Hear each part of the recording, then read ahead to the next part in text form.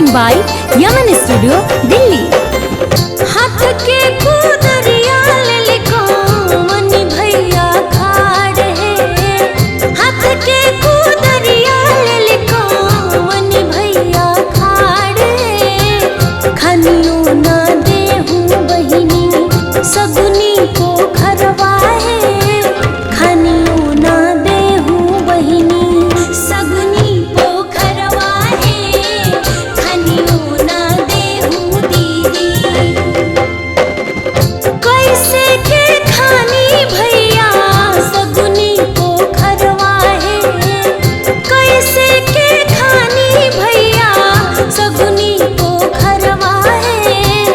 दे दना आहो भैया हाथ के कंगनवा है, दे दना आहो भैया हाथ के कंगनवा है, दे दना आहो भैया हाथ के कंगनवा है।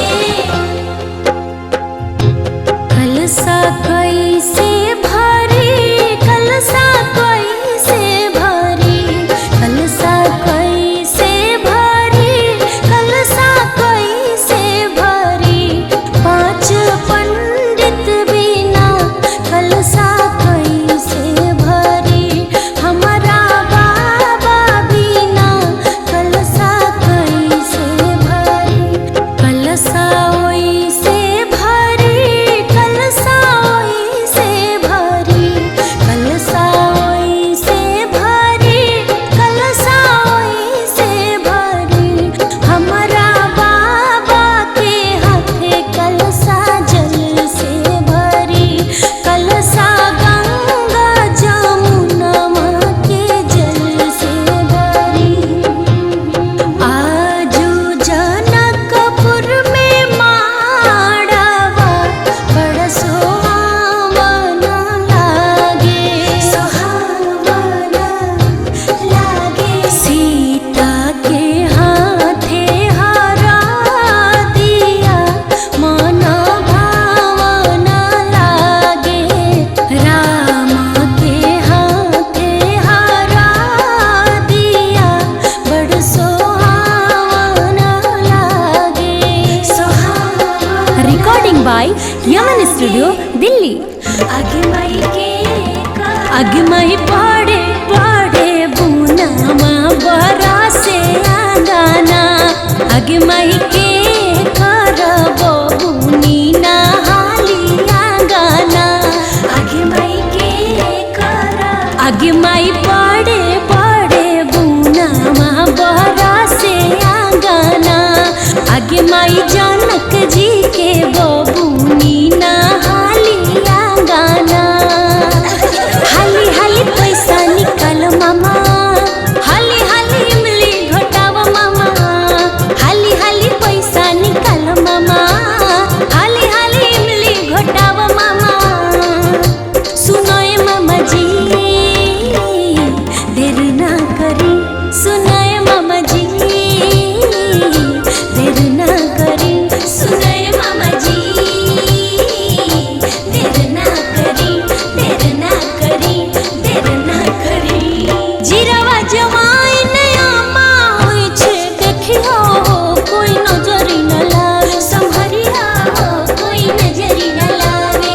जे हमरा बाबू के नजरी लगई है उनको के कानी गदही चढ़ाइबो, उनको के कानी गदाई चढ़ाइबो, उनको के कानी गदाई चढ़ाइबो, उनको के कानी गदाई चढ़ाइबो।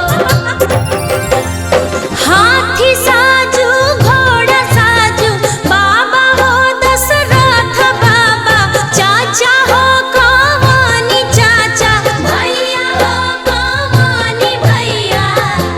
आहो बाबा भली भाती साजू बारियतिया। ससुर के घरवा लूटी वो, ससुर के घरवा लूटी वो।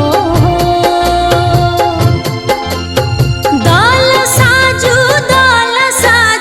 चाचा हो कवानी चाचा, पापा हो कवानी पापा, भैया हो कवानी भैया। आहो भैया भली भात